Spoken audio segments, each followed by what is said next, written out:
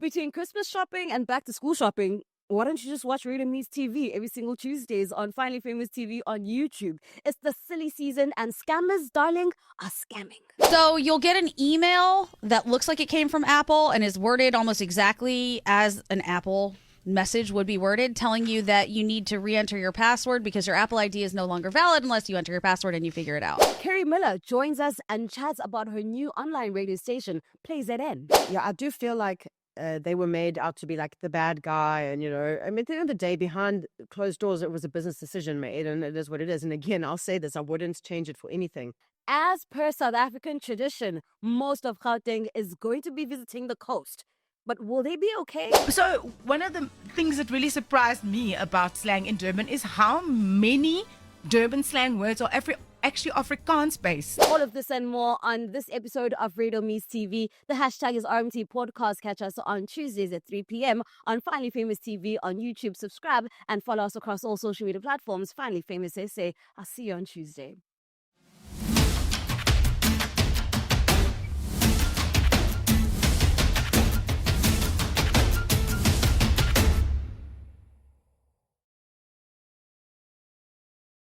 Welcome, family, to Radio Meets TV. Everybody's family now because it's the festive season, okay? My name is Clarissa Mfeka and I am your host. I'm so happy that you made it here. Do subscribe to the channel, Finally Famous TV, that you're watching this on right now, so that you're always notified for a brand new episode. And man, do we have a lot of episodes, okay? If you're new here, we love radio so much, and I know that you love radio too. We all have a special connection to radio. Whether you've wanted to work there before, maybe you just have a fun memory of radio when you were growing up, or you're a kid, and maybe you just listen to it to catch up with, what's happening around the world, current affairs, with the news, with the drama, darling, or just a companion to keep you going throughout the day. Whatever it is, we love radio just as much. Hence why this podcast exists, okay? So every single week, we recap some of our stand-up moments that we've seen happening on radio in the week. And we also sit down and interview some of your favorite radio personalities and broadcasters as well, or very interesting people in radio. So don't worry about it. If you're new here, I will walk you through it.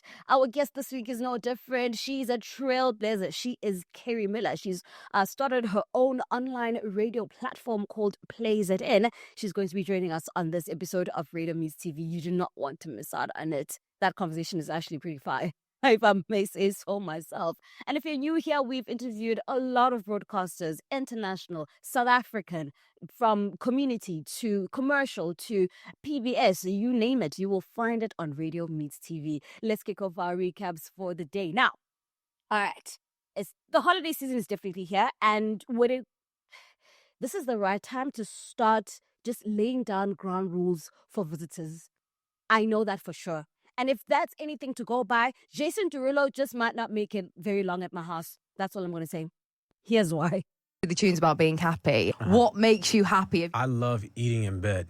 That's controversial. Not like biscuits and stuff though, right? I would eat anything in bed. Okay. What about the crumbs, Jace? That's a deal breaker for me. If somebody doesn't like doing that, we're not going to really get along. I'm going to be honest. Picture the scene, right? We're getting into bed with Jason Derulo. There's crumbs in the bed. Like, you're getting your pastries, you're getting your dips, your sauces all over the cheese. It's a lot. I think that's a red flag from you. You keep it very simple. Okay. You lay a towel down. Because things can get messy. So all you gotta do is lay a towel down. And as you lay the towel down, you start to put the food on the towel. Yeah. And when you put things on the towel, everything is protected, everything stays dry. And it's amazing. And then we just fold it up and just get rid of it, and then the bed's nice and clean. And then that's it. Perfect. Are we still talking about food here? We are. Well, let's move on. Kiss UK with Tatum and Marvin standing in on Kiss Breakfast. I'm such a strict babe. No food in the bedroom. Case closed. That's it. It's just very different with visitors. I'm already thinking about festive, like visitors, people coming over. Now you're dealing with adults, that are coming over. Now these adults are also going to come with their own kids, and kids that you're not used. Like when you give the kids like the eye, like. They know to stop whatever it is that they're doing. Like, if I had adults and kids coming over to my house and then, like, for some odd reason, they just take food to a bedroom, I'd catch a case. I would. That's it, man. Jason, not invited to Clarissa's cookout, sorry. Talking about cases, when do criminals get their big day? because they level up their craft every year. Elvis Duran and the Breakfast Show are unpacking the most recent scam. Andy, you warned us about that Apple and iPhone warning that's going on. There's a lot of scamming going on. So you'll get an email that looks like it came from Apple and is worded almost exactly as an Apple message would be worded, telling you that you need to re-enter your password because your Apple ID is no longer valid unless you enter your password and you figure it out. So people are putting their passwords in, and of course, then whomever sent that actual email, they're getting access to your phone. They're saying Apple would never send you an email like that. Wow. It would be a pop-up on your phone, if anything. And typically that doesn't happen anyway. So it's all a scam. Don't fall for it. There's a lot of stuff going around right now with text messages and calls, people getting into your phones. And the best way to avoid it, apparently, is to restart your phone every day. Okay. Really? Yeah. Oh, really? They say it helps to kind of reset whatever stuff might be trying to get into your phone. Get it out of there. Okay. Z100 New York. Crime knows no end. Crime knows no limit. There's, apart from this particular one, there's also a very popular text one that's going around where the text will be like, you've been hired, and then it adds a link for you to contact HR. And there's also another one that I saw recently where there's an email, you get a mail that tells you that you need to pay customs for whatever package that you're expecting, like duty tags for like a ridiculous amount. And you know what? I get it. We can maneuver, you know? My biggest concern is the adults, bruh. Like, our moms, our dads, our grandparents really go through the most. Besides, like, in my house, there's a rule. Do not press on any link. Even if I send you a link, don't press it. Call me first. And then, you know, it's that, man. It's stockfill season. Oh my goodness. Scammers are busy, and they are definitely not silly as the season should be. Like, they're serious. Like, they're so serious. As I said last episode, I said, it's the festive season, and then it's the festive season, you know? Like, you've got to be, my goodness. Let's move on to less frustrating things. Check out this conversation on Jacaranda FM's Drive. So daar's baie mense wat op vakansie gaan en baie van ons hierbo gaan Durban toe. We do the Durban thing. Yes, we do. I was most down in KZN, 2 weeks ago? Yes, you were. And I did that proper Vali thing where I went to the beach one day and I burnt myself like a tomato. But you know what it was? We were driving down from the airport with some friends. And you might have heard in the news there was that bridge collapse on the N3. Yes. It's literally just a little piece of bridge that has fallen like 20 centimeters. But just far enough on a highway that it's completely unusable. Ja. So nou sit ons in die verkeer, nee? And the people we're with is like, the cattles aren't helping. The what? The cattles. The cattles. It's cops. Oh, want weet jy, ja, dit maak vir my sin, want hulle het 'n hele ander tipe slang Alles. wat hulle in Durban gebruik. I mean, most of the time I just make fun of the way they say fush. You want to fush, Brian? Can I have some fashion shops? But yeah, I'd never heard that one before. Cattles aren't... And I was like, who are these cattles you're talking about, John? Do you know what for me is thinking of Durban slang? I'm thinking of my favorite one, which is "Shuwi vai," and I'm like, "Shuwi vai," which means should we leave? Yeah, are we going? So one of the things that really surprised me about slang in Durban is how many Durban slang words are actually Afrikaans based. Yeah, it is. Like vai, kom ons vai. Because I don't associate Durban with much Afrikaans. No, 100% not. Have you? Jacaranda Drive with Rob and Roseanne, weekdays 4 to 7 p.m. The beauty of this rainbow nation is just endless. Dialect, nuances, the slang. It's provincial. It's coastal. It's like, how are Gautengers going to survive being on the coast every holiday season? I don't even know, man. KZN is not even big on Afrikaans, but we use it. You know? And a Gautenger in KZN is actually super hilarious. And being in GP, being a coastal babe, is torture sometimes. There's no humidity. It's like zero. It's just like, ugh. But also, you're just really excited to be there, to do whatever it is that you need to do there, and just see the people, you know, whatever. But like, I love interprovincial travel. so much, and it's a different culture altogether. Oh, South Africa, a beautiful land. It is indeed. No DNA and all RSA. Big news in hip hop this week. Kendrick Lamar dropped an album, and then he announced his 2025 tour, which features SZA. Check it out. All right, so K. Dot and SZA, they got a tour, and he announced the tour, the Grand National Tour with SZA yesterday, and the tour starts April 19th in Minneapolis, and then they hit LA May 21st and May 23rd. But the stop that people really tripping about is the Canada one. Toronto. Yes, absolutely, because June 12th, him and SZA going to be in Canada, right? Now, this is the thing. Speculations. That's like the kickoff to Father's Day weekend.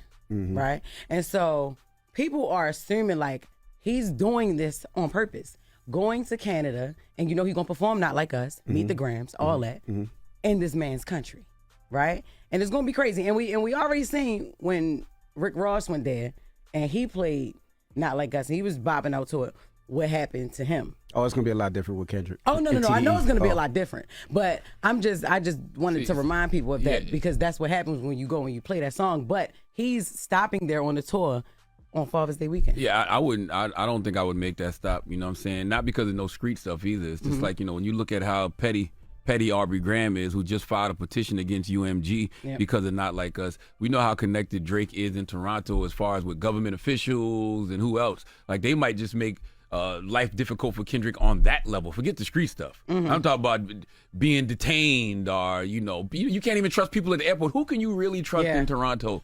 Well, he's going to be flying in private. He's not going to be flying commercial where he has to go But you through still the gotta regular move around. TSA and stuff like that. You still got to move around. You still got to stay in hotels. And this is you still gotta concert. This eat. is venue. I'm sure this is Live Nation. They will have TDE will have Kendrick and everybody secure. And he has a lot of fans out there. The Toronto government. Do you realize Drake, he boosts the economy of Toronto? Correct. Do you realize Drake gave the city of Toronto an identity? Do you know how connected Drake is I don't think as far as with the government in Toronto? I don't think they would play those games. All right. Because remember, Drake has to perform in LA and all these other places in the States too with streets. So I doubt it will go that way with the it. reason I say it's totally different is because Drake is connected to the government of Toronto. I just personally wouldn't Kendrick trust him. is connected to the streets of California. You talking and LA, about government versus the streets?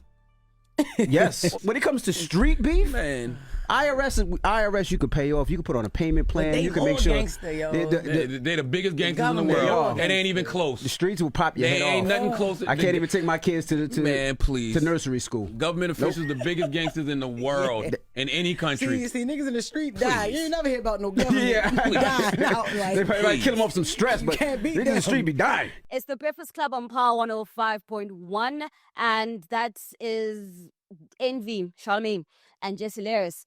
This beef is not ending anytime soon. Drake is suing Universal, which is his and Kendrick's parent big record label signing situation thing. Kendrick is touring and practically in Drake's backyard at this point. And by the time that Kendrick performs at the Super Bowl in Feb, what else would they have done to each other is the real question. Because, guys, come on. I don't even know. It's supposed to be the happy season, guys. Like, it's just like, choo, choo, choo, choo. Pew, pew, pew, pew. Jabs everywhere, legally, recordly, musically, lyrically. Appel. What's going on? My goodness. Subscribe to this channel, Finally Famous TV. Don't forget to subscribe. You can also listen to us on Apple Podcasts and also Spotify. We're also available. Search for Finally Famous Entertainment, and that is where you will find us. All right. And also across all social media platforms, you can find us as Finally Famous SA. The next clip or recap comes with a trigger warning for GBV. Check out this conversation on Indaba on Gagasi FM. Okay, ngafika ekhaya ngahlala u3 months wafona ecela uxolo wafika ekhaya uma wamvumela cause uma wemthanda ethembele ke ngithi useyindodana yakhe wafika ekhaya kwaba sengathi sinengxoxo thizeni kanti vele nje sibhamu usilodile sasineyinhlamvu ezu5 njengoba mina angishanga ezu4 ezahlala emzimbeni kodwa eyodwa ayihlalanga le ngahlalanga emthiyane yayizongena la enhlafunweni. lezi eziwu-4 udubula kuphi nomzimba sihlala kuphi nendawo? Eyi, wabuza umbuzo omkhulu ngane yami ngoba kukhona nezinye ayidubula kwezinye indawo engakwazi ukuyichaza. Yes, endaweni ezibucayi. Uyabona ukuthi indoda yesilwela ukuthi at least noma ngamluza kodwa uyabona ngabibikho kuzofunction. Yabo angazi kanjani. Yenga enesikhwele phakathi. Khona lesikhwele phakathi uyabona ukuthi kube kuthiwa kwakwenzeka kukhona into ayingakwazi ukuyiqukula kumina yabo. Wengayiqukula ibeke eceleni lena besenzi. Despite all of that, you're still able to make humor out of it. Istory sizoqhubeka istory sethu. Sikhuluma la ngokusurvive. Imagine udutshulwe ka4 but still you survive and mawuhamba uhleli nje la akubonakali and you will see that on the channel Gagasi on Facebook. Sixoxa story set GPV then Dr. Happy Jobe esixoxela ke istory sethu nanokuthi ubreak kanjani nanokuthi usurvive kanjani. Siyaqhubeka. New CRISPR. That is Dr. Happy Jobe sharing her experience and a guest on Indaba on Gagasi FM with Alex Mtiane. We can never stop encouraging victims of GBV to speak up. It creates an awareness and gives power to others that have experienced such to know that they can always rebuild themselves, that they can always rebuild their lives, and there is a community of people that is willing to support and help you grow and help you become the best version of yourself ever. So we always encourage victims to speak up about such experiences if they do have the courage to do so. Nobody's forced to, but there's somebody out there that's also, going through something similar and might get even a glimmer of hope from sharing an experience that you've had. Moving on to something that's much more lighter. If you haven't taken the kids to see Moana 2, you're a fraudulent adult. And you're getting an F+. There's falling up. Whoop! And then there's falling down. Ugh. There's punches. Ugh. There's me getting punched. Ugh. Usually only takes, maybe 5 minutes to get all of we call it walla. There's falling up. Whoop! And then there's falling down. Ugh. There's punches. Ugh. There's me getting punched. Ugh.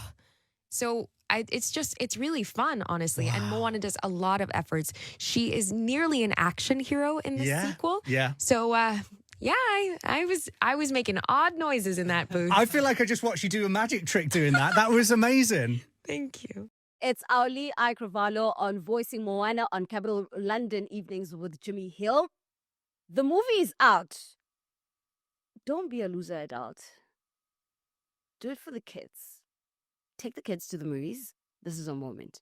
If they haven't seen one, make them see one and then take them to the cinema to see two. Just boost the cinema industry. Just take them. Come on, popcorn. Like, kids will eat that thing up, bro. Please, don't be that guy. Coming up next, Keri Miller is going to be telling us all about her new venture, which is an online radio station called PLAYZN. Subscribe to this channel, Finally Famous TV, and on YouTube, so you can, get notified every single time there's a brand new episode. And you can also listen to us on Spotify, Apple Podcasts. Search for Finally Famous Entertainment across all social media platforms at Finally Famous SA. I'm at Clarissa Mfeka. Keri Miller is up next. Keri Miller, the beloved voice of KZN, is a bubbly, vivacious, witty, inspiring MC, motivational speaker, radio presenter, well-being mentor, and qualified yoga teacher. Born and raised in Durban, KZN, after a year as an exchange student in the USA, she went on to get her honors in drama and isiZulu at UKZN. After studying, Keri taught isiZulu at school level and then lectured isiZulu at the University of KwaZulu-Natal until 2009. Her first radio gig was on Mr. Price's Red Cap Radio, where she co-hosted the lunchtime show Feel Good Inc.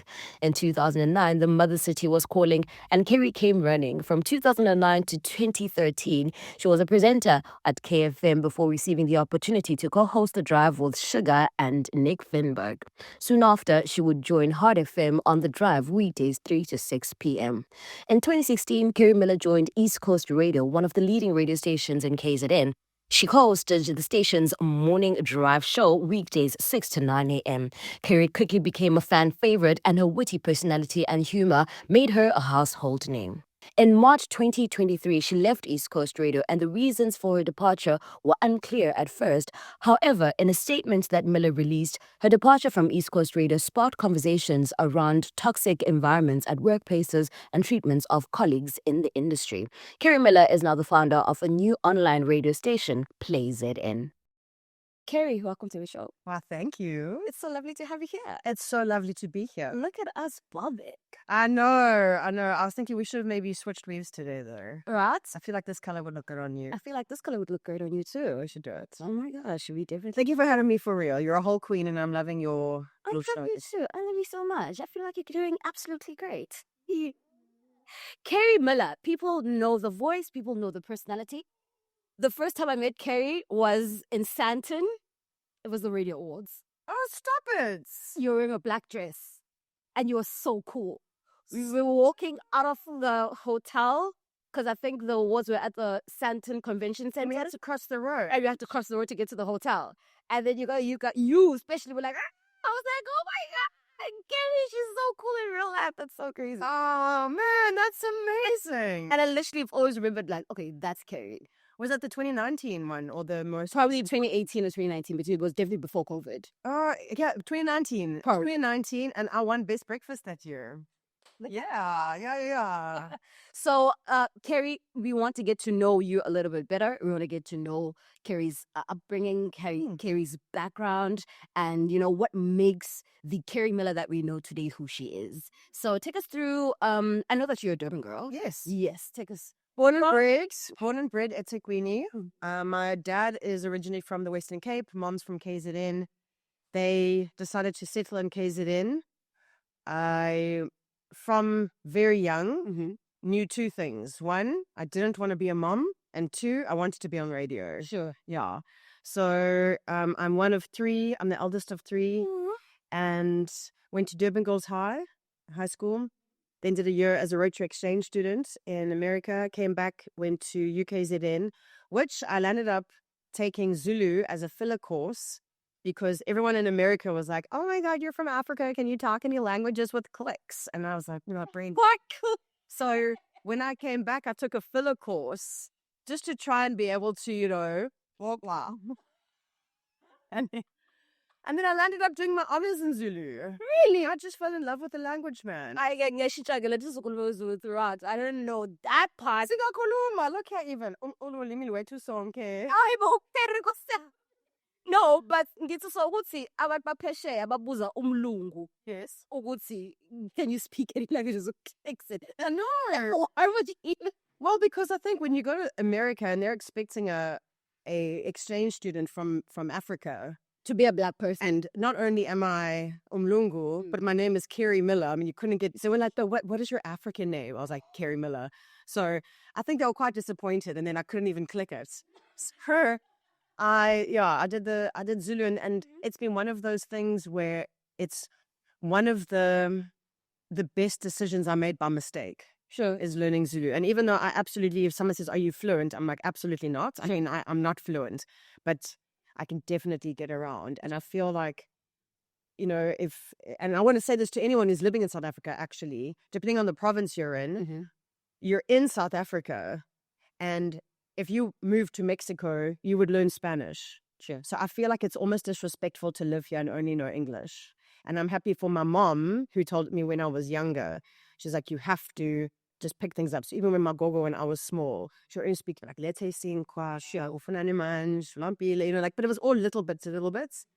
And then when I got to study it, I realized, and obviously, I mean, I'm in my 40s, so I still experienced the beginning part or the last part of apartheid, that a whole generation was racist by mistake. Sure. As in, there's a whole cultural divide that comes. So when I was learning the language, I was also learning some of the culture. Not all, but some of the culture. And for me, I realized that to learn the language also comes with a cultural tolerance. Yes. That is a must. So going back to saying this was one of the best things that I did, And very much has made me proudly who I am today as well. Then after university, I went to Cape Town. I was in Cape Town for 8-9 years. Doing what in Cape Town? Radio. Why was it radio for you? Sure, man. I don't know. I think it's like I was just born with this radio bug in me. I think I've always enjoyed drama, but acting for me doesn't feel real, which obviously acting. So there was a moment where I considered maybe doing more stage or film stuff. But then I thought, do I want to be playing characters all the time? And I'm very glad I made the change, because I now understand that what you do, literally, it is your life. So if you're going to be acting characters all the time, you become that. And I wanted to become more me. So for me, radio was a way to be me. And it's also a harder thing to do, because someone's not saying, I don't like you, your character. Sure. If someone doesn't like you, it's because they don't like you. And not the character that you... And that's also really humbling and also really cool, because to be an adult is okay with the fact that you're not everyone's cup of tea. And I don't need to try and make everyone like me, and that's okay. Sure. You know? And so that's why for me, radio also, I do believe that when we hear stories, it settles and it sinks in more. You know, like when you sleep, your eyes close, your breathing slows, your ears don't turn off. Yes. So even when it comes to advertising, we know that if you advertise on a radio, it's going in there more than if you're at a paper, you can just go past it. If you're watching a movie, you can fast forward it. But something about the storytelling has always just stuck with me. The earshot of the mind. Exactly. And I also think that we've lost the connection as a community to each other. We don't have that sitting around the fire anymore telling stories. We don't have that passing on the knowledge. And so I'm hoping to maintain that, to be able to still tell people stories and whatever the stories might be, and to keep things more positive. And I'm just digressing a bit here, but like that's for me, radio it's just a way to communicate positively in a real way with people who maybe don't get to have this kind of conversations. Do you have any people that you looked up to that were in radio while it was still a dream doing them in radio? So I really liked Alana Africa. Yeah, growing up. Yeah, and then I got to work with her at KFM, which was also really cool and it was two things, because Alana, obviously being a woman of color, she would head up the shows. She was great at it. She could speak Afrikaans. She could speak English. And I saw her having to also deal with the very male-dominated world, and people saying, wow, you speak so well. Yes. Like, I know what you mean when you're saying that. Yes. And so I really enjoyed listening to Alana and how she held herself and she took her power. And also Mark Pilgrim. I really enjoyed Mark Pilgrim. And I think that was just maybe the age that I was at, and he was doing his shows. Then I also got to work with Mark, and I feel like he was old school. He was a good person, you know. And then just from the people that I actually worked with, from KFM and Heart FM and then East Coast as well, everyone's got their own personality. You take some things from people, you know, you've got the shock jocks that are there to like Fat Joe, one of my favorites. I love that man. I know he's not everyone's vibe, but I obsessed. I loved him.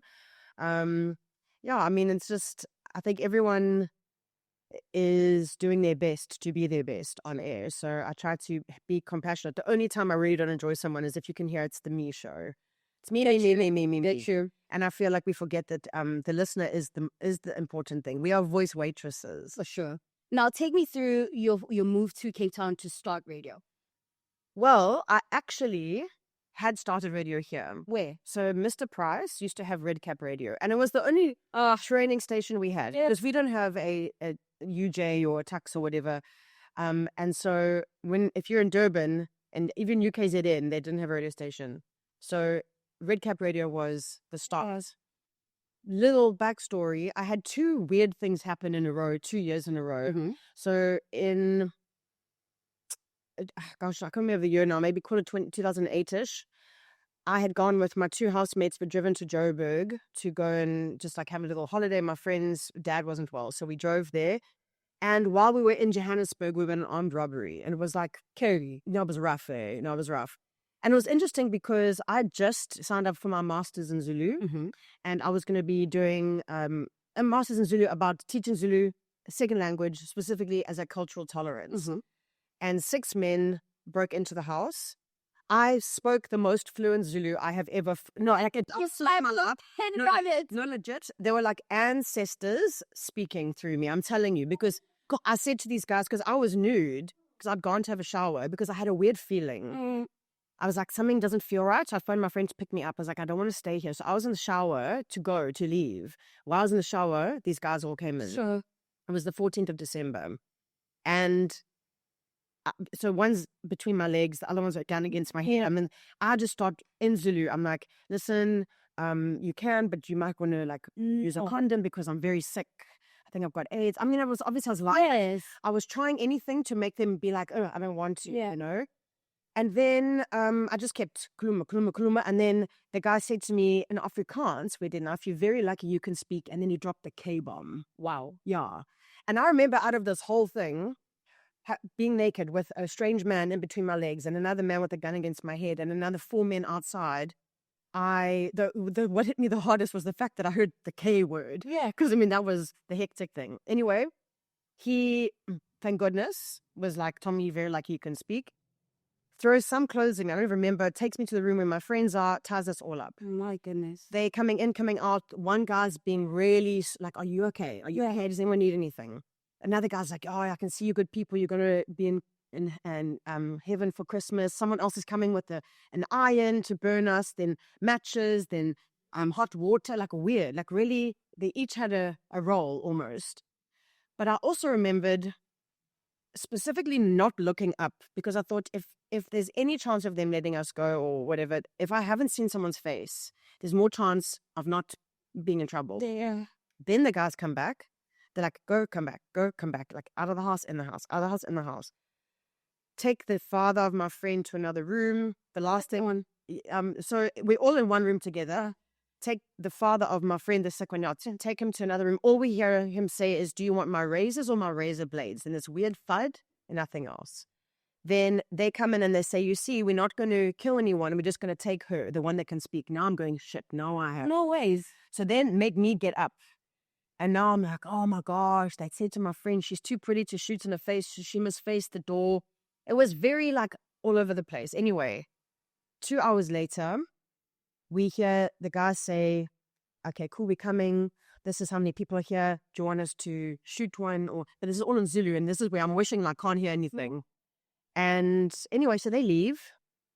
And we're left. And we're kind of like waiting. Are they gone? Are they not? Are they gone? Are they not? And eventually we are able to get ourselves out of our ties and everything. My friend punches through the door. I punches a hole big enough for her to walk out to go to her dad, who's passed out because he was tied so tight.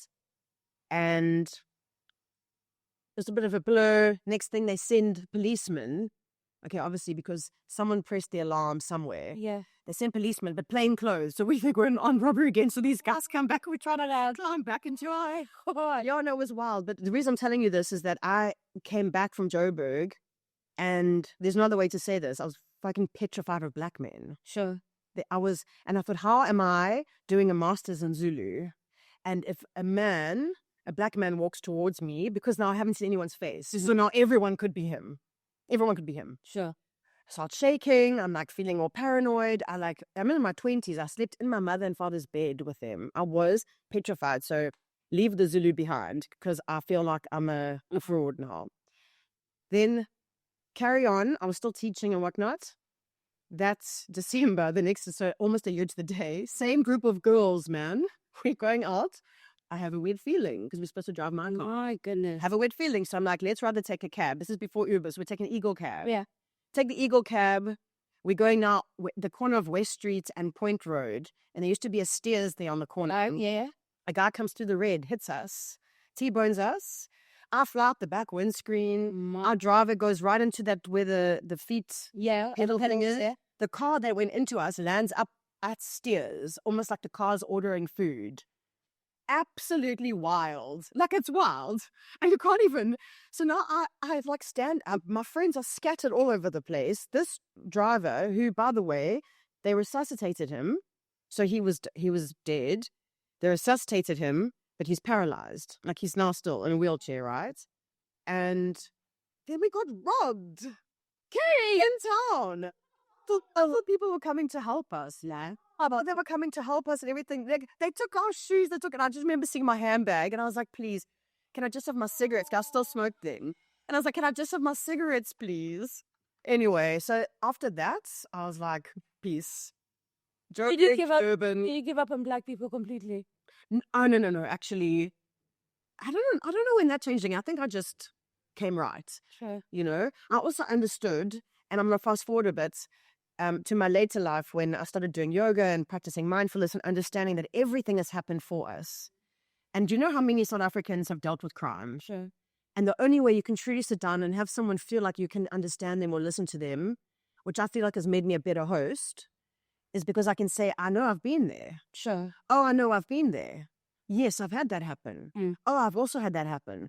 And to go back to the armed robbery, by the way, the policemen came back and they said to me they need to do like a vaginal swab because of the rape. And I was like, what? I wasn't raped. Sure. They were like, no, you were. What's happened is like your mind is blocked out like a trauma. So for a lot of years after that, I didn't know if I had blocked out that these men had. Yes. Because they were like, you were naked in the room with them between your legs. And you're saying you didn't do anything. Yeah. And I was like, yeah. And then afterwards I was like, and then so what? So what if it did? Sure. My brain blocked it out then, which I still to this day don't think it happened. Sure. I know it didn't happen. But even then, coming to understanding that every one of my cells has been rejuvenated since then. Not one of my cells was touched by anyone. Right now as I sit here, I'm unharmed, unscathed. And all I've got is a story that has made me able to access my emotions easier when I'm sitting with someone who's gone through something like this. And the whole, like, you don't have to run away to England or Canada. Like, it's okay. Sure. Of all the days I've been alive, I've only an armed robbery one day. One day. It wasn't like it's happening every week. Sure. And it was a weird thing to come to, but at the same time, I understood it. I understood what it's like to be human. That to be human means you have to deal with sometimes pain. It depends on how you respond to that pain. I could have become that very ugly white person that now hates men or hates black people or hates town, hates Durban, hates Joburg, whatever. Or I can go, okay, cool, what can I take from this? How do I use this as something, as a stepping stone to get me higher? And the higher I am, the more of the view I see. And so everything that's happened like that has taken me higher, higher, higher. Even with my job loss recently, I wouldn't change it for the world because the radio station I've got now wouldn't exist.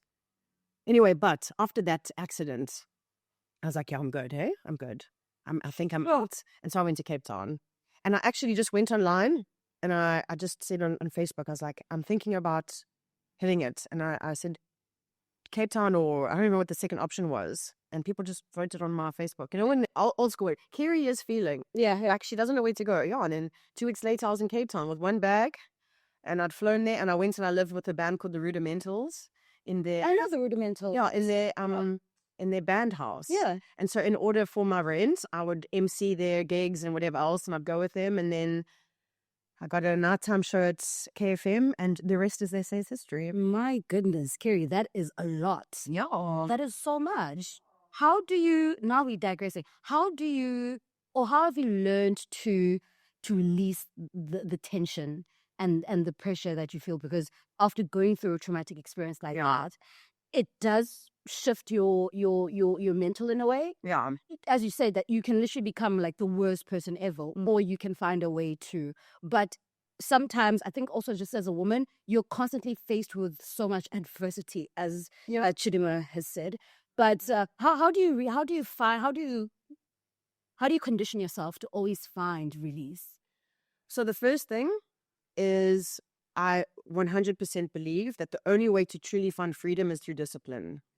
So for our so-called McDonald's generation that want everything now, if you're going to feel better by taking the pills or drinking the things, you're never going to address it. It is easier, but you're just going to have to deal with it. And then you're going to be someone in their 60s who eventually gives up work and has to face themselves for the first time. It's going to be an ugly time. Sure. So my answer to that is you have to do something for you every single day. every single day you need to do something that's for your own benefit. So often when I'm teaching people, I'll say, imagine in the kitchen you've got your bin and you've been cooking and cooking and cooking and you're scraping everything into the bin. For me, therapy or energy work or healing, you don't have to open the bin and go through everything and say, that was the chicken I had and that was the pork I ate. But you do have to tie it up, pick it up, and take it out. And the work is to tie it up, pick it up, and take it out. For me, it's a combination of moving my body, because I do believe that actually physically moves my emotion. So emotion is energy in motion, right? So when we have something happen to us, our body stores it. And we've got this incredible layer of netting in our body called the fascia. And the fascia reacts to thought. So if I go like this to you, I haven't touched you, but you might even flinch because your body's preparing and it becomes an armor. Yes. And the armor's there. And then like an animal you'll see goes under the tree and it like shakes to get it off. We don't do that. We just hold it and we hold it and we hold it. So for me, movement is a way to shift the energy, because today this person said something and it made me upset and I shift it out. Boom. Because it doesn't exist anymore. The other thing is I journal a lot. So if I can put something down on paper, I know no one's going to read it. I can say whatever I want. I can write there on that day, I hate black men. And then as I write it, you go, oh, but do you? And then you write it, but how do I change it? What do I? And I really love the art of it's called open-ended questions. So I do this a lot. So I'll be like, what do I need to do to make this money? Who do I need to talk to feel better about this? And when you leave it like that, I often find, call it God, universe, whatever, will provide me with those answers. So all of a sudden someone will say, oh my gosh, I read this most amazing book. And then I'll hear about the book twice and I hear, okay, I hear you. And I'll go and get that book and it will be a game changer for me. So that's the other thing. Yeah. And then call it meditation, call it prayer, call it breath work. We have to charge. And it's so interesting. Again, I'll say to people, if I'm doing a course or a talk with someone, I'll say, if your phone's on 3%, do you think that you can make a reel on TikTok? Can you then make a phone call? Can you use your maps? You're on 3%. No. If you forgot on your charger, what are you going to do? Most of us will either go and buy a charger. It doesn't matter where we are in the month. Cash-wise, we'll buy a charger or we'll ask someone to borrow a charger. But when it comes to ourselves, our body's tired. We have a Red Bull. We have a coffee. We feel like we need a night in. No, it's fine. I'll come on the jaw with you. We don't charge.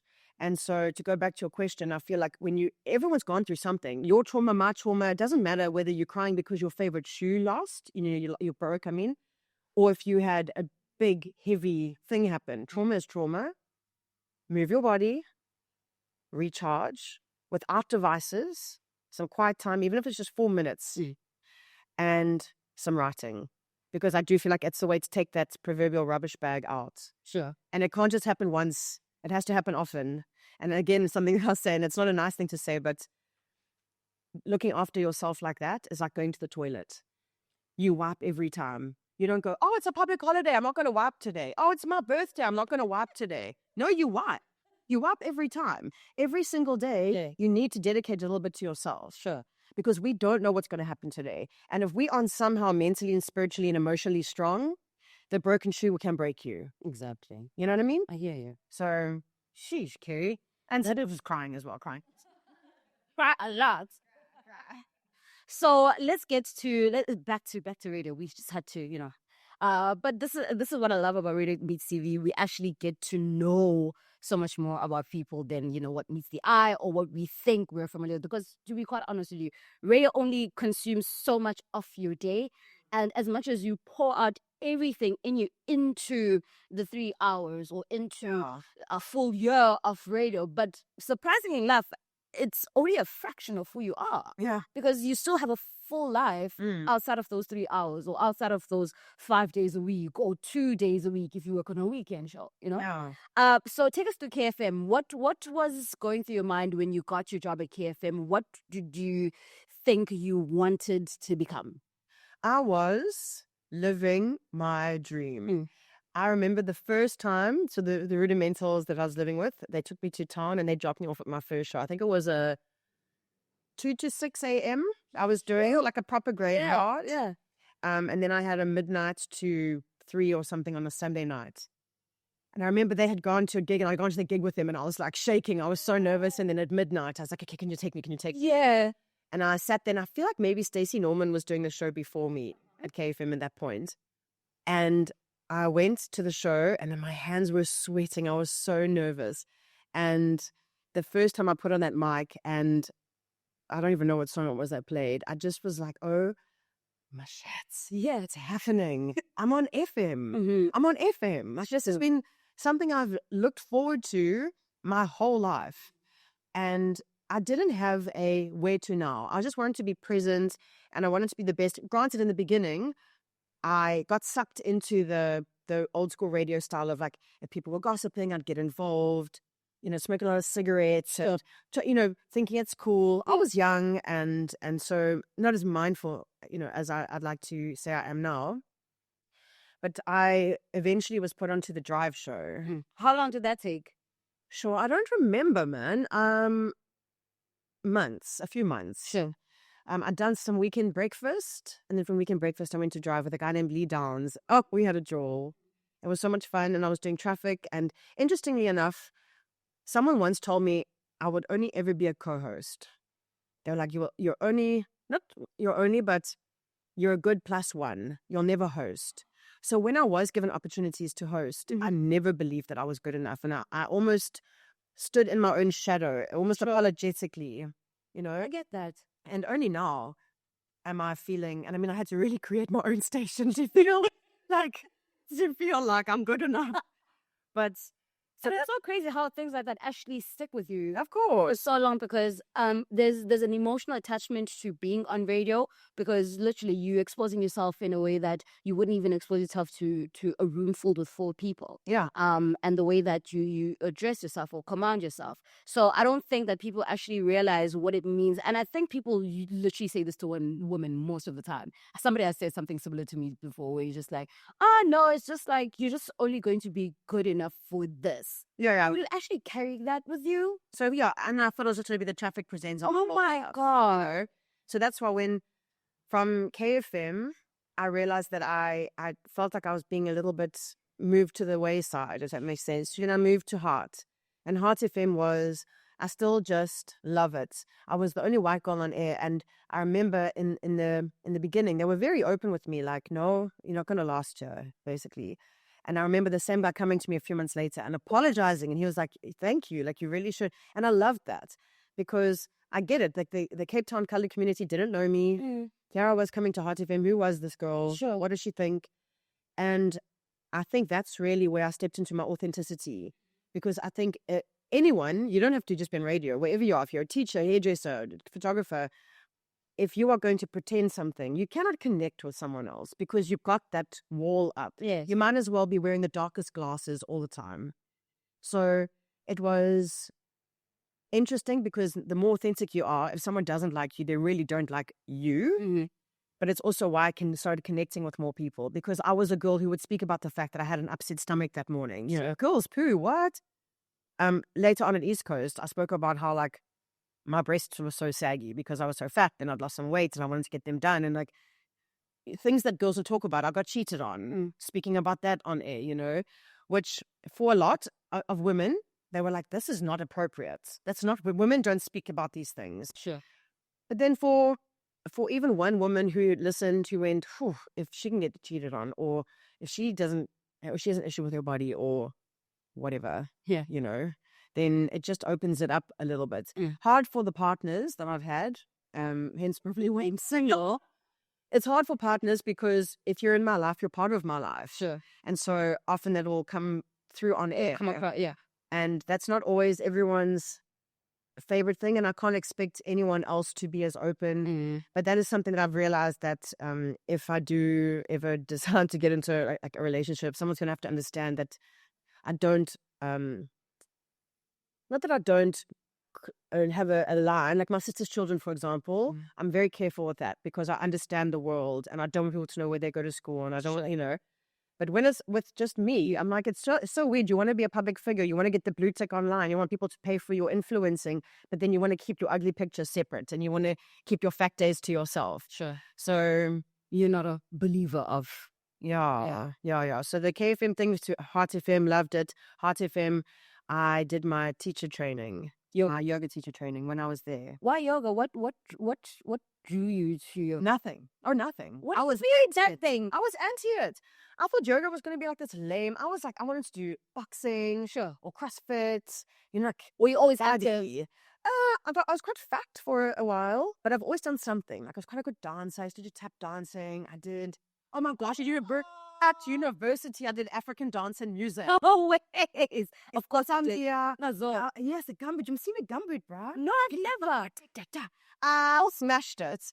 I did ngoma, the whole thing. Oh my gosh. But then that's actually why I landed up getting my appendix taken out, because the lunchtime, so listen, the lunchtime show was topless. And I didn't realize there, and this woman, Patricia, I'll never forget, she even said to me, she's like, you're not going to pass this course.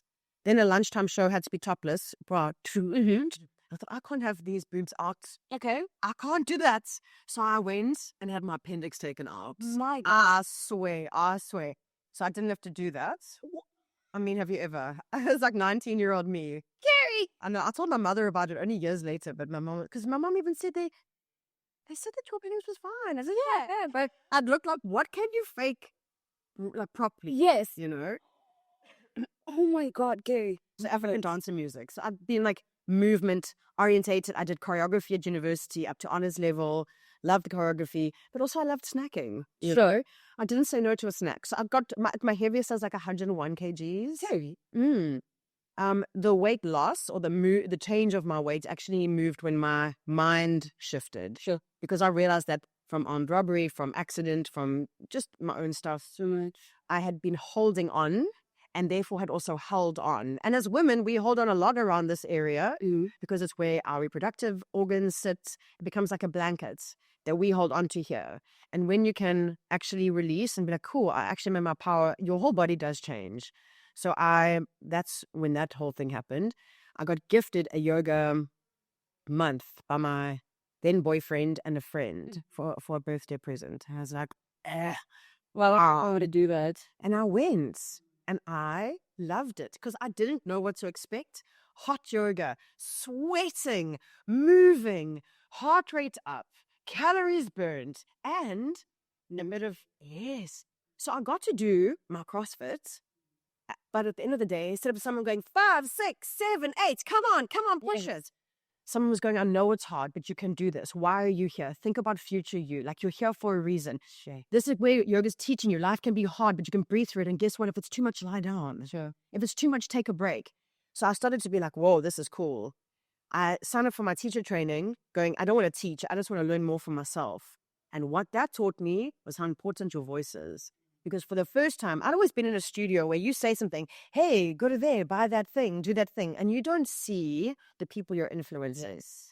When you are in front of a class and I say, inhale, put your arms up. And you see them do it. 50 pairs of arms go up. And I was like, oh, what have I been doing? Exactly. I've been just saying. So I took a break from radio and I went off air and I just taught for about 6 or so months.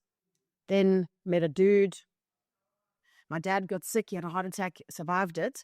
But there was a moment where I thought, Cape Town will always be here. I don't know how long my parents will be. So I'm going to go home, just be around. You can have the Sunday pop-ins. I don't want to be that person that arrives at the funeral. Like I always find it so weird that people travel for funerals. I'm like, travel when they're alive. You know what I mean? So anyway, I came back, then got a job at East Coast. And I was going to do it just for a few months while I was here, not knowing that the co-host for Breakfast was actually pregnant and they were going to need someone to stand in for her. And coming back on air, I came with this new sense of, now that I understand my voice, I was quite nice about it. I was like, I'm going to tell you guys, honestly, I smoke green. So if I don't want it to be a surprise, when someone says, oh, I saw Keri buying marijuana. Yes, okay. I'll never come to work after all the things, but that's just who I am. Secondly, if I don't eat it, I'm not going to tell someone else to. So they were very good. If we did any of the outside broadcasts at the Golden Arches, I was able to be there, not have to say any of the stuff. So I was able to then keep my brand, and they were cool with me with that, which I really appreciated. And that's how I got back into radio, my second radio stint. Tell me, I think also because of the time frame, were you never scared of not being relevant, leaving Hards and taking the 6 or so months to practice yoga and just honestly to do other things that interest you? Were you never scared of maybe just losing your touch or maybe being unattractive to radio stations? Of course, being unattracted to stations because you never know if you're the flavor of the month. Being a woman, you don't think you're going to get any of the bigger jobs. Sure. And being a white woman as well. However, being a white woman that can kuluma. Don't want. No. Yeah. If you can, then that does help a little bit. And even if you're going to the outside broadcasts and there's just the children, just talking to the kids and like, like just little things that, but the other way, relevant. First of all, time off for me is personality building. Sure. So in that time, you're not sitting watching TV. You're learning, you're doing, traveling, whatever it is, which is creating more of your brand. Yes. Secondly, if you are authentic, you will always be relevant. That's the one thing that never changes is authenticity. And so you find that people that don't stay are the people that are trying to be a thing that they're not. But why would not be a thing? Because, Exactly. So I don't understand why I'm not wanted anymore. Because imagine there was a 60-year-old woman that was on air. He was talking about 60-year-old woman stuff. Mm-hmm. She wasn't trying to be away. Even if she was getting work done, she'd be like, guys, I went for Botox yesterday and I realized that I'm having more Botox now than I've ever had, or whatever. So if you remain authentic, you will always have an audience because there's always someone your age and there's always someone in your kind of predicament. So that's the easiest way to answer that. Stay relevant by being authentically you. And it's the easiest thing. Sure. All I'm asking you to do is be you. That's it. I get you. It's like so easy. Had hard. All right. So, Keri, tell me about your entry into East Coast. What were your expectations of being on radio in Durban on a commercial setup now? Because the last time you were here, I would assume, was with MRP. Yes, and in grade 11, I did my work experience at East Coast. Really? Yeah. So getting an opportunity to work there was, I see now in hindsight how perfect it was that it was my last commercial station. Sure. Because it really was, for me, it was the epitome of, because of how I'd grown up listening to it and the Damon Beards and the Alan Kahns, all that when I was younger, So I loved it, man. Honestly, and it's interesting because everyone wants to get like the tea from me. They're like, so tell me. And I'm like, I've got nothing shit to say. I loved working there. I probably would never have left. I would have been there until they kicked me out, for retirement. Sure. And it was everything I'd hoped it would be. It was grandiose and it was big and, money and fun and branded car and the whole thing. It was fun. How long were you in East Coast? 7 years. 7 years on the breakfast show. 7 years on breakfast, yeah. So I did like a weekend for a little bit just to kind of get into it. And then I think it was maybe March, April, May, June. So 3 months of a weekend show. And then I started in July on breakfast. And then I did, that was 2016. Yeah, she's 89, 21, 22, yeah. Yeah. So now that you have experienced commercial, what are the aspirations? And I'm going to ask this because we, especially with the entertainment industry in South Africa, we almost feel like it's very predominantly urban and very black. I have no idea what a white woman aspires to be or what is the pinnacle of an entertainer for a white woman in South Africa, let alone somebody in radio, which is such a niche little, like we take it as if like, no, it's radio, but it's actually quite niche. There's so many of us, but there are only so many doors you can easily walk into. So that's why, again, make your own door, right? Sure. I can't speak for all white women. For me, I would love for my entertainment to, again, I come back to this authenticity. I want to create a platform where people can tune in and be entertained, but also be reminded of the things that I learned in yoga, and without making it overly like spiritual and flippant hippie and everything. But imagine that you turned on the radio and you were having a bit of a shit morning and then someone just reminded you how lucky you are that you opened your eyes this morning because someone found out this morning that their loved one isn't here anymore. And you get to have today. Just little reminders like that. Also, I want to take the advertising space in a new direction. I feel like the days of, hey, get this thing because this thing is that. And wait, there's more. I feel like we're done as a human race. We have now evolved to a space where we are done just purchasing for no reason. I want to make that advertising space where your clients come in and they go, this is what I do. I sell water. Most people sell water. My difference is that my water's bottled here and it's nice. Like, I just want people to back themselves. I want brands to come on and be mindful about it and not try and fake a lifestyle or sell a ridiculous image. I want people to understand, okay, cool, let's take the power back from the corporates. Let's take it back to you because you are literally the queen of your own life. And I want to provide that as well, but also make money while doing it. And for me, starting a station, this is, I feel like I've had a baby and got married. That the level of excitement and obsession I'm feeling with it. And now I get to help other people as well who've never had radio experience. So there's an aspect of learning there. The music that I'm choosing is also really different. So there's just, I know that I've got a lot of time that other people don't have because I'm child-free and I'm unmarried. So I can sit and listen to Spotify the whole day and I can be like, oh, that's cool, that's cool. Where someone else can't.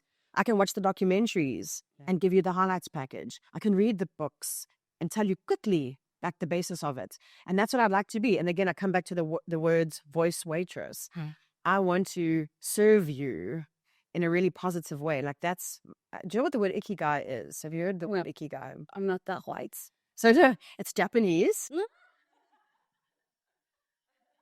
And it is, the gist of it is that every single person has an ikigai. And they have 4 circles like that. It's a Venn diagram. So a Venn diagram is where they cross in the middle. And where those 4 circles cross is your ikigai or your life's purpose. And the 4 circles are, what are you good at? What does the world need? What are you passionate about? And what can you make money doing? Because you can have 1 or 2 of those. That's what your ikigai. Sure. But let's go back to radio. What am I good at? Radio. What am I passionate about? Radio. What does the world need? My kind of radio. What can I make money doing? Radio. And so every single person has that. And again, to remind people that your life is your life and we only get it one time. Even if you believe in reincarnation, you won't come back as Clarissa. Sure. Okay? So in this one time that we get to be this one life, it's not a rehearsal for it. Like, whose life are you living? Whose ikigai circle are you in? You know? So what was the public's reaction to you leaving ECR? I felt very supported, I must say. I do feel like they were made out to be like the bad guy. And, you know, I mean, at the end of the day, behind closed doors, it was a business decision made. And it is what it is. And again, I'll say this, I wouldn't change it for anything. But the audience was confused. They didn't understand. They took sides. Some weren't on my side. Some were on my side. But at the end of the day, you've been a part of someone's life for 7 years. You know, someone has gone through the whole of a schooling career listening to you, and then you're just not there anymore without explanation. Did that make you feel pressure to want to get back to radio? Not at all. No, in fact, I was like, done. We're done. And I brought up Mark Pilgrim earlier. He died the week that my departure from East Coast was announced. And because he was also one of the first people I worked with when I started FM, I felt like I could see this full circle so easily. And I knew that my corporate radio days were over. Sure. I also then thought my radio days were over because I didn't think I could start a station. I mean, that's so wild that I did not even contemplate that. Not even realizing that for years I have been saying it. And to anyone that would listen, imagine you could have a station that was more mindful. Imagine you had a station that was even thought about the way we did ads. Imagine. And I didn't realize that I'd been paving this with my words. Because, you know, like our words are the blueprint of our future, right? I'd been paving my own way without realizing it. And so grateful to the people at East Coast for helping me to get here. Because they pushed me up the nest. You know, I was kicking and screaming. I didn't want to leave the nest, but they did. So, and some of those public people that have followed me now are listening. And they're loving it. I'm going to ask you a bunch of shitty questions. Yeah. Were there people that supported you on your departure that sympathized with you and felt like, no, why are they doing this to you? Yeah, of course. Seeming. Most. Like, you mean from inside the establishment? Yeah. I didn't have a lot of people talk to me from there, or still don't. And I understand as well. I would never ask you to choose between your job and me. But I feel that, when people say the truth doesn't need to be defended. It is the truth. Only a lie can exist if it's believed. Okay, so a lie doesn't exist unless it's believed. The truth is the truth. Is there anything that you felt like you could have done differently during the turmoil? There was a long time where I remember thinking, I just wish I hadn't said anything. I wish I'd just shut up. Okay. But no. Like, it's like anything. I go back, armed robbery, accident, every one of these things has somehow shaped me so that I can be sitting here with you right now after have done a show this morning in a studio that's at my house currently on a station that I own. How did that affect you financially? Oh my gosh. So, fun story. Up until now, so I landed up getting like this little job, which then gave me some money. My money came in. I had 150 Rand in my credit card left. And I was in my overdraft, and I had 1,000 Rand left in my overdraft. So in essence, I had 1,150 Rand, but I didn't because it's all minus. So I owed F&B like 190,000 on credit card. And it was, I think my card actually got declined. And then next day I got a payment. So it was like, that's how tight it got. But the first year and a half since I left, I was living off money that I got from the road accident fund. How's that? Which accident? So the accident that I told you about, where the car was ordering from Steve. At the Sears. How's that for crazy? Not Rav coming through. So what happened was, because I went out the back windscreen and all the things, and you can see like my neck was stuffed. I've done a lot of yoga that now, even if you can see how much better it is because of the yoga, and I'll say Bikram yoga has really healed my spine. But I got a payout.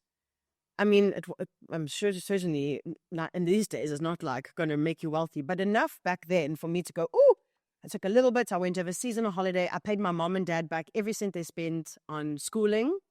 Because I was like, I don't know how to say thank you except with cash. Mom, Dad, thank you for putting me through school.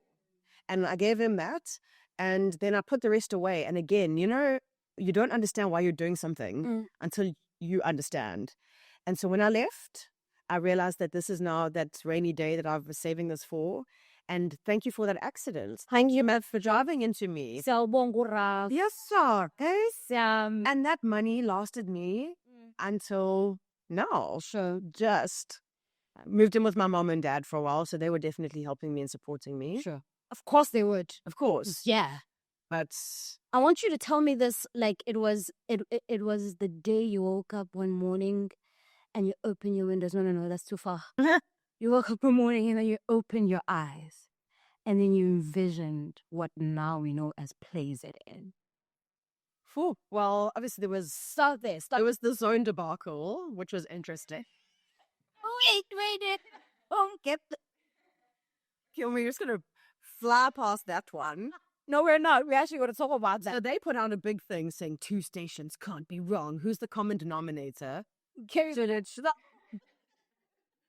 But again, that was the Lord. She was guiding me and saying these are not right project, wrong people. Sure. So as far as we know, the public know, we saw a video of you jogging. Were you jogging? And you're like, I was just because I didn't have a car. I had a sponsored car that was taken, which understandable. Sure. Yeah. Like I'm not relevant anymore. My sponsored car was taken, and I was too embarrassed to say anything. And I also didn't want to make a big deal about the people that had sponsored it because I didn't want people to give them shit for taking the car. Yeah. So I just kept it. And I thought, you know what? Movements, what I said earlier about moving your body, and walking is one of the best ways to just... So I started walking. So you woke up one morning, open your eyes. Yes. And you said, let me go for a walk. No, so is this the... So this is how video you're talking about? Yeah, so now we're birthing the story of PLAYZN, right? Yes, so now I had met with someone, we had decided we were going to do zone. And that's when I did that video saying that I'm making a station and it's going to be zone. And then it didn't work out because the people that I was going to work with had different ideas, and that idea was kicking me out quickly. Because I want to wrap up that conversation very quickly because everybody saw what happened. Looking back now to the past 2-3 months since that has happened, for anybody else, for any woman that wants to start something, what are like the top two things that they should look out for? Because you wanted to start something and you had somebody that you had spoken to about it, and you guys were in a sort of an agreement or whatever. Like, we don't know. My first thing is, and I mean this might not hit home for everyone, but my first thing is work with a woman. Okay. And I know, but for me, it's been very different this time around working with a woman. I feel like we are intuition led, and that for me is how business in my world is done. Because my intuition was speaking very loudly with the first place, and I overrode that intuition. And now with my why did you override it? Because I thought that I was being sensitive. I thought that I was overthinking. I was like, this is how things go, you know? My second thing is be skeptical of everyone and everything, but be open. Okay. So get advice from people that you trust and genuinely trust. So whether it's Babamkhulu or whoever, say, I need to do this. Who do I speak to about tax? Who do I speak? Because when it comes to business, everyone's trying to ride everyone else's coattails.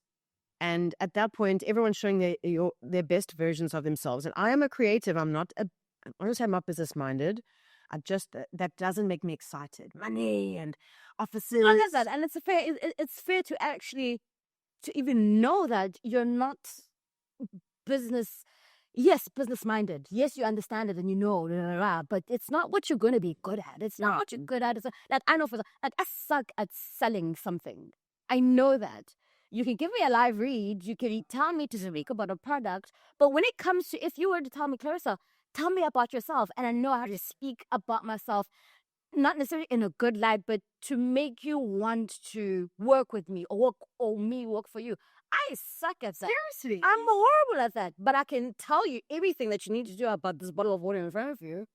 I can sell that. That's very interesting. I know that now. Before I thought I was weird for it, but I was like, why can't I, like, to the point where it kind of frustrates me, like, why would you want me to speak about myself? Like, no. But I realized I actually just don't know how to do that, because it's a hard thing to do. It's so hard. There's so many things that are running in my mind. First thing I want to tell you is that I haven't eaten all morning because I need to fit in these paths. That's the first. When I saw Clarissa this morning, we were walking in and I'm like, Kiss, your pants are undone. She goes, no, girl, conjure them up. It's body cons too conning.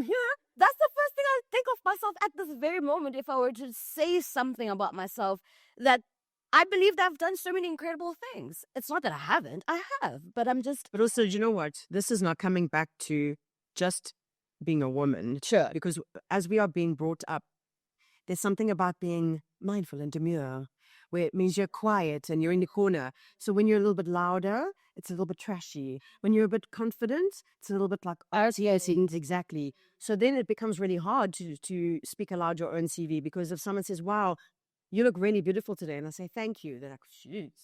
It's like, what do you want me to say? But then after I go, no, I don't. Then it's like, shit, girl, take a compliment. So we really are stuck between a rock and a hard place. And that's why I come back again to the authenticity. Because if you're not trying to, if you say, you look really lovely today, you say thanks. Because you know what? I did put in a little bit of effort. Sure. You know? Yes. So if you say, you look nice, thank you. I tried. I got this from Tando, or, you know what I mean? And so there is a thing about, you're not weird about it. Sure. But I'm saying back to the point that we were actually trying to make, because we talk forever. I flip interview. Yeah. Tell you about yourself. Oh my gosh, stop. So back to, it's okay to know that these are not my strong points. Yes. It's okay for you to want to reach out to somebody else who's better at that than you think you are. And that's also where my journaling came in. So I would sit in my prayer, meditation, whatever, and my journaling. And I would say, like, after the collapse of the first station, I took a complete hiatus. I cried at home because I was like, this is happening again. I can't trust anyone. Then of course, people are ugly online, and, I could have told you. And then there's people that are happy you're failing, and then that hurts. Sure. And, now you just feel like a 40-something-year-old, and you're single and child-free, and you're living with your parents, all the things. But again, when it comes to this, I'd sit with my journal and I'd say, who do I need to speak to make this work? Sure. How do I get my career going? What do I need to do to feel better? And then You hated the other job that you had? which other job? You said you had a little thing in between.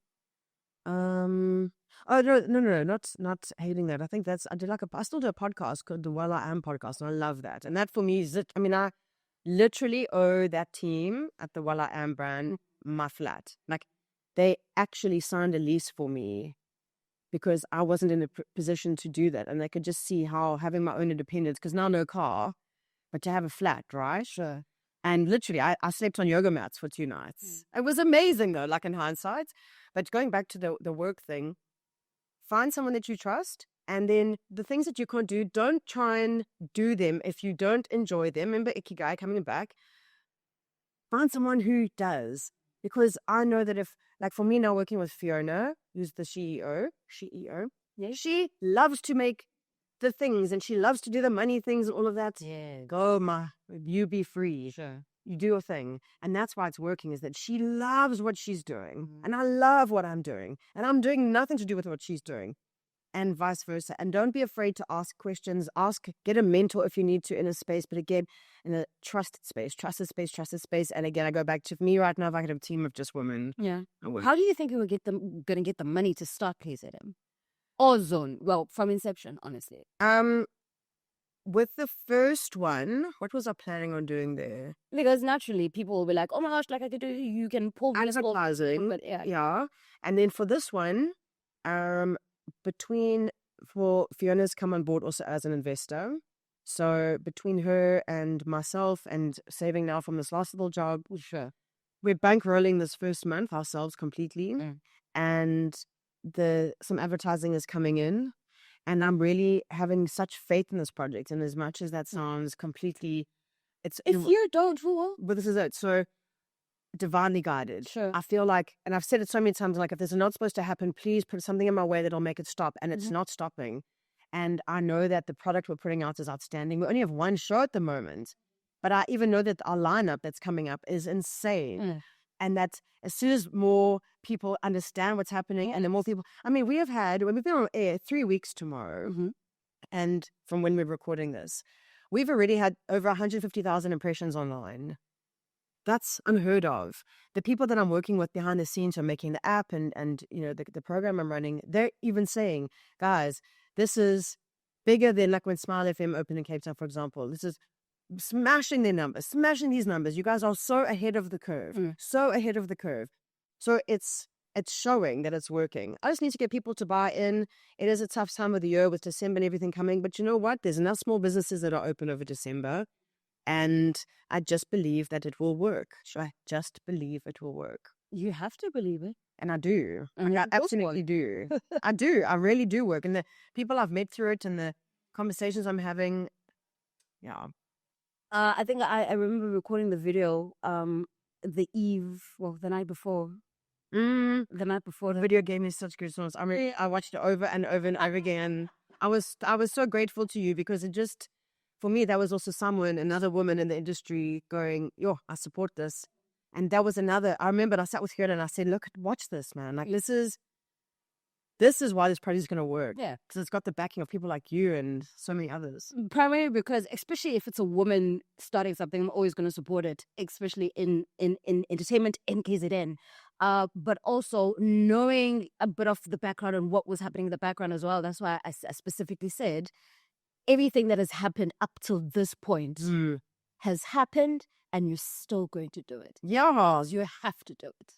In fact, everything that's happened is why I'm doing it, isn't it? Because even the name PLAYZN. When I was doing the zone vibes, the one time I was writing radio for KZN, and I've written KZN, and I was trying to think, how can the KZN have the play button because of the radio? And then, but the play would be backwards then, and I was like, at the play with the PLAYZN, and I was saying, oh, that sounds cool. Like, it sounds like a kind of in and out one ear, and you know. Sure. And then when this happened, I actually had I have like an energy reading once in a while when I'm feeling like I need, not that I think someone else knows more than I do, but sometimes you just need to hear it from someone else to believe it. And this woman said, her name's Cassie, and she said to me, you know, I have a feeling that the name you're going to use is also going to almost action people. So I don't know if it's going to be like a relax or a soothe. And none of those spoke to me, but I understood where she was coming from. And I was like, no, I get it, but that's not it. But anyway, yeah. And then when PLAYZN stuck, and I kept saying it out loud, like PLAYZN, it's like KZN, but PLAYZN. You're playing it. And it's like, and also as adults, we've stopped playing. We've stopped enjoying. You would say, right, enjoy your day, enjoy. But like to enjoy is to be enjoy. We are not enjoy. We're grumpy, we're irritated. We are like, we don't play anymore. It's true. And like when I go to my sister's kids, I notice how much they just adore me because I'm on the trampoline with them, and I'm the auntie that wets my hair in the pool. That I've got the energy to run around with them where most people don't, and not because they don't want to, but we get sucked into our phones. We aren't making the time to exercise, so your body starts to get like stiff because your body will be smart. It's going to save energy. Why do I need to bend my knees if you don't bend your knees? Sure. So it's going to like hold out there, right? And the way that we mature and how we start to become so much more accepting of ourselves as we get older, the only thing that lets us down is our bodies. So if you can be post 40, post 50, post 60, you become like so into yourself. Like, yes, man, loving me, but now you can't use your body. How shit is that?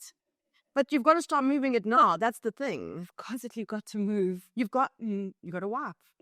So every day you've got to do something. Otherwise, that's the thing, because it's so weird and gross, but it makes sense, because otherwise you land up being someone who has got this mind that is amazing, but now you feel stiff and you can't get out your chin. It's the amount of people I know that are in their 30s and they say, I'm too old for it. I'm like, are you out of your mind? You're too old. Are you joking? Why do you think there's Asian people that can climb trees and they sit in squats all the time? You know, they're doing it. These 90-year-old Asian men and women are squatting, and they're doing it every day. They're bending and straightening and bending and straightening, and they can move. Why? Because they practice. Exactly. So it's a commitment as well to it. Except it's a commitment. Are you prepared to do? It's so wild because, you know, we will go and sit and get injections in our faces, or the white girls will go lie in the sun for how many hours to get tanned. We'll do things to make ourselves look away. But the thought of going for a 5-minute walk every day. Oh, yeah. Everyone's got an excuse why not. And you know what I say to myself so often? When you say you don't have the time to just stop and say, I don't want to. Sure. Because that's what you mean. Because I promise you, if I tell you now, you know that guy that you really think is super hot, but he's in Maritzburg, he said you can go over now. Bro, you will be in your car, you will fill the car, you will drive to Maritzburg because you want to. Sure. So that's a big deal. It's like, do you want to? If you don't want to be in a body that can move, amazing. Then don't get upset with me because you see me in a bikini at the beach and you're like, bitch, not fair. Not fair. I did 60 squats yesterday. Like I did. I started life saving at 40. Yeah, because I'm like, do you get it? Like, you see, life doesn't stop. I think I have had this conversation this is so crazy. I had a conversation, I don't even know why I remember this, with Gabriel. Gabriel's talking. Oh, I love it. One time we had a balcony chat, and we were speaking about, I was asking just like ridiculous questions also. And I said, what is it about being a child where it almost feels like at some point you just stop dreaming because you're taught and told of a reality where, especially with people that are entertainment, in whatever arts that you're in, it's almost considered almost not such a serious thing because it's not a serious job where you sit down on serious offers. Yeah. You have a serious salary, even if it's 9K a month. It's a serious salary because it's going to come to you every single month, and it's guaranteed that it's going to be there. And it's almost like all the things that you aspire to be as a child just automatically fall off, or your creativity seem to be child. Yeah, so and it's discouraged, and then people keep calling it like this. It's just the reality of life. I'm like, no, it's not. So it's your reality if you make it so. And it's interesting, by the way, fun fact, you know, me and Gabriel lived together in Cape Town. Really? Yeah. We were both working at KFM, but we had such opposite shifts that we barely ever saw each other. But he was just the best. No, he was the best. He is the best. With the making of the realities and whatnot, what were we just saying right now? Because we said that whenever children dream and aspire to be even anything, we considered it as silly. And children, not like discouraged, but it's almost like you keep saying that because you just don't know about the reality of life. Oh, yes. Yes. So what I was going to say, and this now is hitting the hippie mark. So, but We're getting deeper in the hippie. sorry, let me tell you something. Promise you, we're just drinking water in the studio. Yeah, we just ate 5 gummies before this. There is, so as of November the 19th, 2024, Pluto moved into the space of Aquarius. Now, quickly, what does this mean? If I walk into a sushi restaurant, I'm going to get sushi. Okay. That's what they serve. If I walk into a pizza place, my choices on different pizzas. So when they talk about planets moving into other planets, a planet moving into the space or the restaurant is going to serve what that restaurant has. So now we were in Capricorn before, and what Capricorn served was the top-down approach. It served the corporates. Okay. It served the 1%. Okay. It served the man. It served the tie and. Okay, now Pluto has finished eating at Capricorn, and now it's turned and it's gone to Aquarius. Now what happens is Pluto moves very slowly. Very slowly. So it's now going to be here for 20 years, they said. 20 years. And now what is Capricorn? I mean, what is Aquarius serving? What did you do? Power for the people, community, integrity, gratitude for life, bringing back playfulness. It's all the things that we're talking about. And the last time we had energy like this, there was a French Revolution. So we are in a space where everything that you've been talking about, females getting empowered, the little person getting empowered, communities taking community back. Sure. And the split, not just for the 1%, the wealth being shared for everyone. Sure. And that is happening now. And it's energetically happening. And we can try and stop it if you want. But right now, we're at a restaurant that's what it serves. Sure. So if you want to try and serve it like the old power play at the top and we're the CEO, and because we said it, my friend, you're going to go hungry. I read my thingy. What is your I'm not Scorpio. Oh, so I did I think it's called like a birth. Is it natal birth chart? Yeah. And I read it, and it said that this 20 years is going to be great for Scorpios. Yeah. I said, really? Yeah. I didn't know that Pluto was moving. What? You didn't? It didn't send you a live location? And then I was like, well, what about the Metro and the Mars Mercury retrograding and whatever? And they said that's happening sometime in December. Yeah. I was like, damn, I hope I miss it. By the way, get the Pattern app. It's called the Pattern. Is it called the Pattern? Do yourself a favor. Really? Do yourself a favor. Okay. Get the Pattern app. I promise you. And no, it's really remarkable. It's yeah. Just I'm not gonna say any more about it because I'm not gonna try and push anything, and I'm certainly not doing a power spot for free. I'll do that. It's remarkable. Will you give me the live location of Pluto? As somebody that has worked for a number of years on so many different platforms, what's your favorite thing about co-hosting? About co-hosting?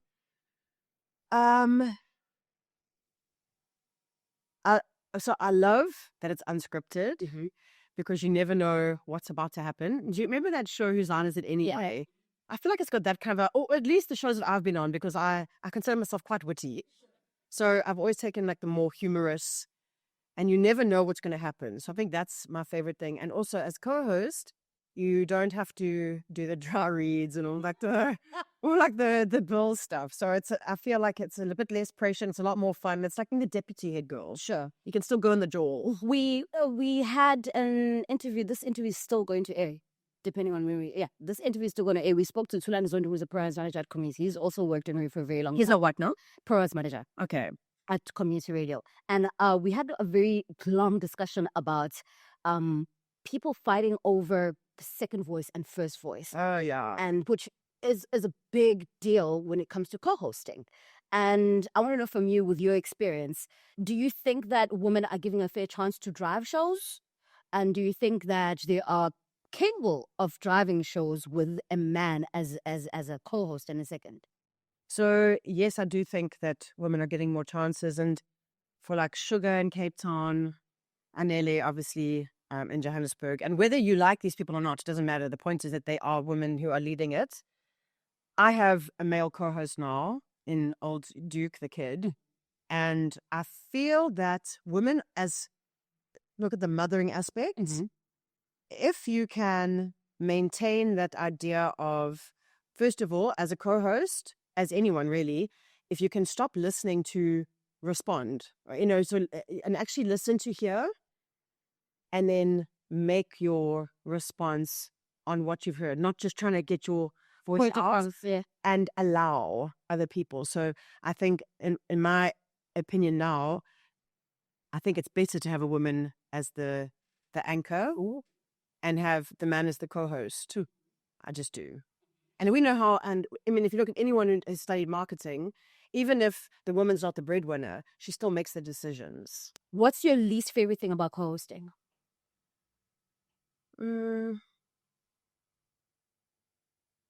I think just in radio in general is the fact that we didn't get much choice in the music. But I think that's not a co-hosting thing. It's like, I just think that's just a thing. In my opinion, sometimes you see some of the co-hosts get quite pushed aside by the main hosts sometimes. But then, no, I think that's also dependent on who you're working with. So, I mean, do you remember, I think was it Sam Cowan and, was Sam working with Gareth Cliff or with Jeremy Mansfield? Maybe Mansfield. Probably Mansfield. That was a very strong pairing also. And she was a very strong co-host. So I guess it depends on who you are also. Wait, Jeremy, Sam, and such Jolene. Yeah. So Sam, she was great. She is great. She's great. Yeah. All right, let's get to the most fun part. Yes. Your all-star 6-6 lineup. My all-star 6-6 lineup. This is excluding PLAYZN. Yeah. Don't give me your lineup for PLAYZN. No, I know what you're saying. My all-star. Yeah. Dead or alive, hey? Preferably alive. Oh, okay. Sorry. No problem. Okay. Because I would always put Mark Paul. I know, I'm so sorry. Okay, that's fine. Mark, you'd be there, but you're not gonna. Swag. Yeah. So Fat Joe. Okay. Straight up. Sure. I'd put him on drive.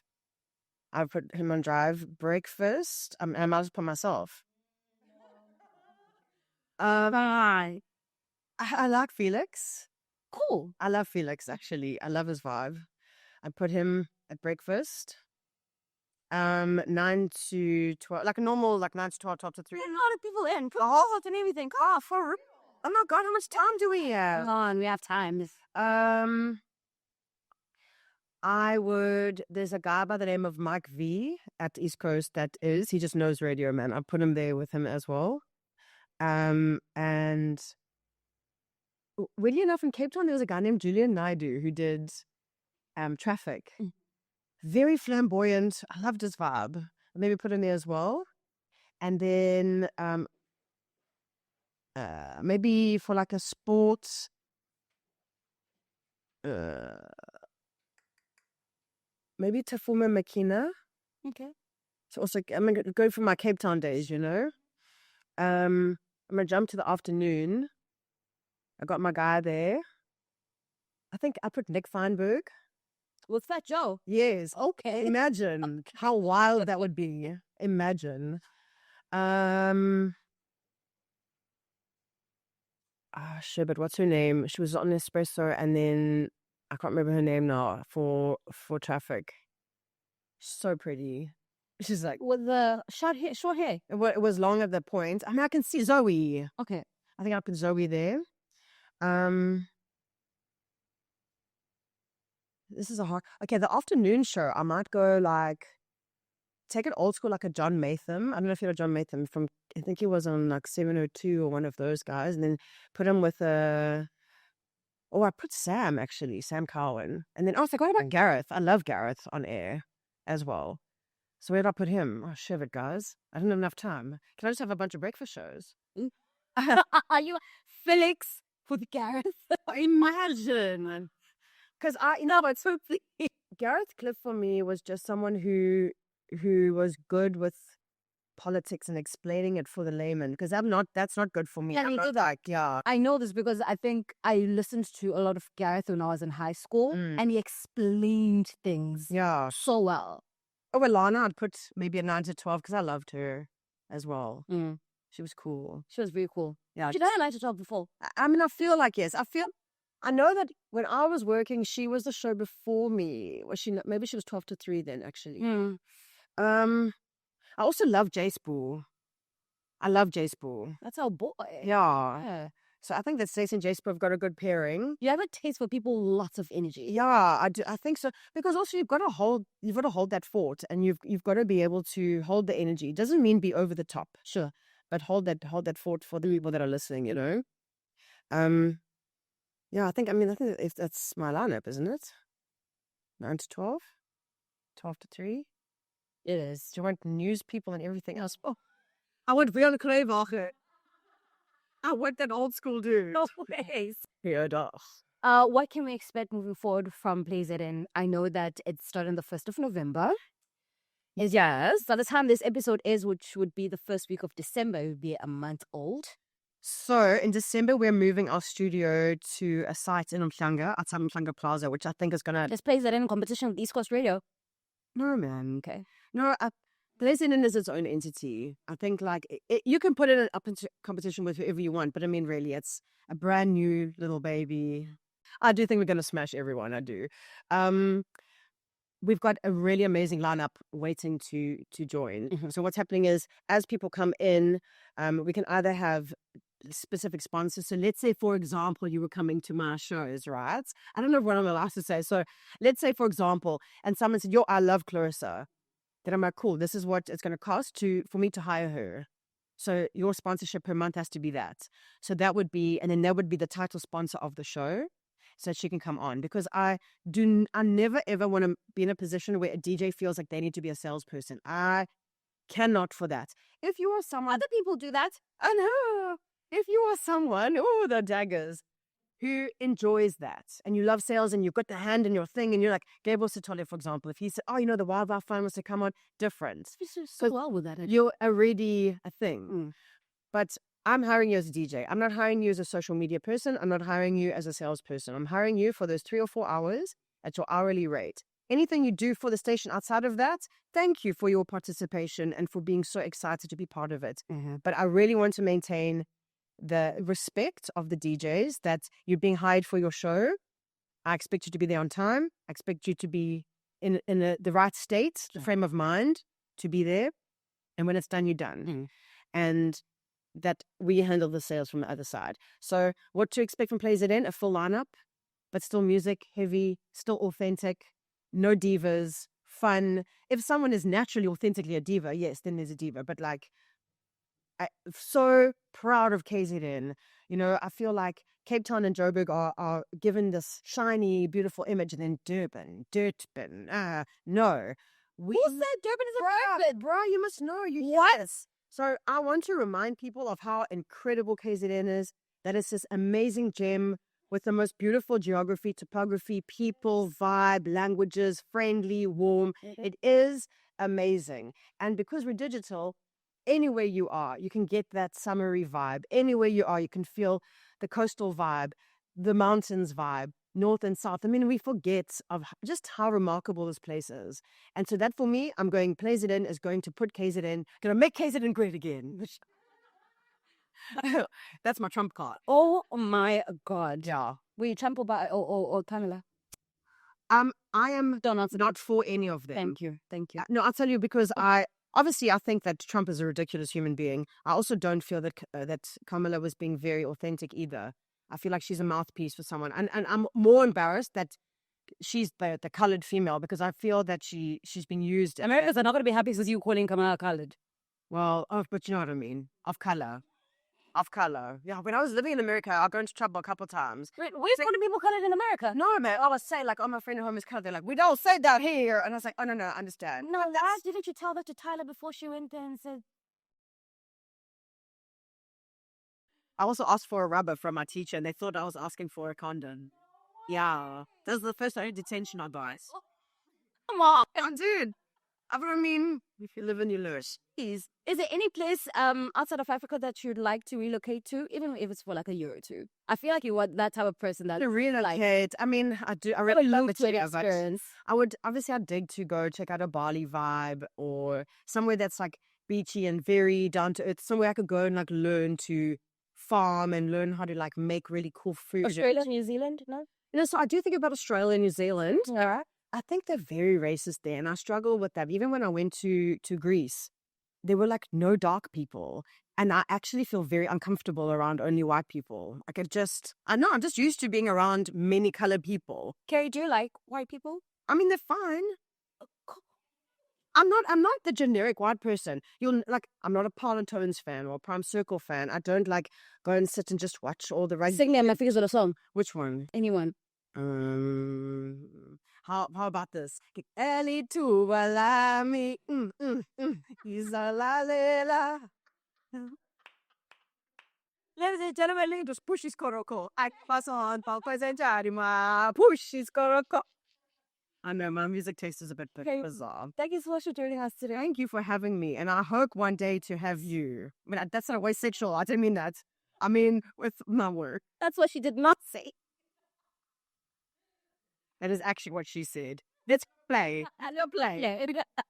Keri, thank you so much for joining us. All the best for PLAYZN and whatever else that you cook up or come up with or that you feel drawn to conquer. Thank you. And to you watching this, many, many blessings and abundance. And I hope that you have a life that is just like so soulful and divinely guided. Mind you, Pluto is in Aquarius right now. So, you know, like things are looking up for the next 20 plus years. Exactly. It's going to be dope. Thank you so much, Keri. Thank you so much for tuning in to this episode of Radio Meets TV. That is our lovely guest, Keri Miller. You can also tune into PLAYZN. It's digital, it's online, it is everywhere. And check out what fresh new content KZN has to offer, including Radio Meets TV. Subscribe to the channel Finally Famous TV on YouTube, on Spotify, and on Apple Podcasts. We are available at Finally Famous Entertainment across all social media platforms. Finally Famous SA. I will see you next week with a brand new guest and fresh radio recaps. Thank you so much.